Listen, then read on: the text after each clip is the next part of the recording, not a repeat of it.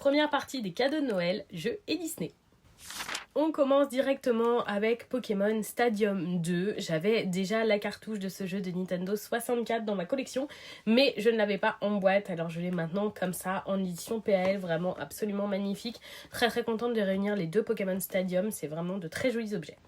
On reste dans le Pokémon avec un des derniers jeux qu'il me manquait. Il s'agit de Pokémon Conquest qui n'est jamais sorti en version française, mais j'ai réussi à l'avoir quand même en version anglaise. Il est assez facile à se procurer en version japonaise, c'est beaucoup plus dur de l'avoir dans une version avec le texte en anglais, mais vu que moi j'avais envie d'y jouer et de l'essayer, je suis trop contente.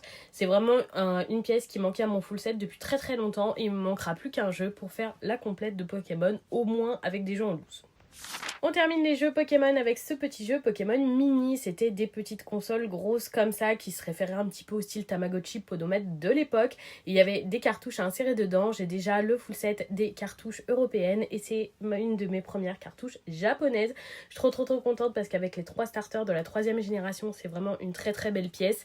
Et en plus en boîte comme ça dans un état nickel, ça vient compléter ma collection et c'est une super pièce.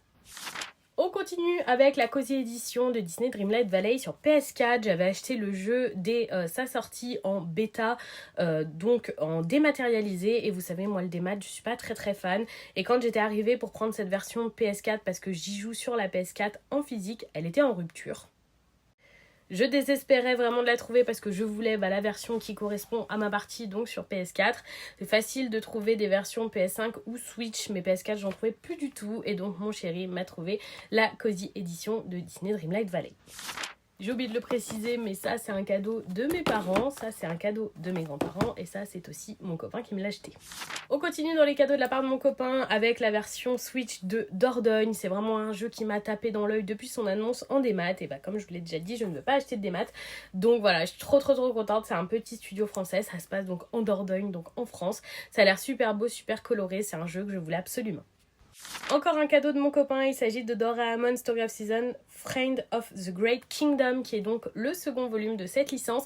C'est un crossover entre l'animé Doraemon et la licence Story of Season, qui est une licence de farming très connue, une des meilleures à mon sens. J'ai joué au premier l'année dernière que j'ai trouvé incroyable et donc je suis trop contente, il était vraiment sur le haut de ma liste de Noël et j'ai trop hâte d'y jouer. Pas vraiment un cadeau de Noël, mais j'ai acheté, j'en profite pour vous le présenter, le second jeu Fairy Tail. J'avais eu un gros coup de cœur pour le premier, c'était un très bon RPG dans l'univers de cet animé que j'aime tant, et donc je ne pouvais pas passer à côté du 2. On termine cette partie des cadeaux de Noël avec ma sœur qui m'a offert la clé Disneyland Hotel qui vient compléter ma collection, elle est vraiment sublime. Voilà pour cette première partie de cadeaux, dites-moi ce que vous en pensez.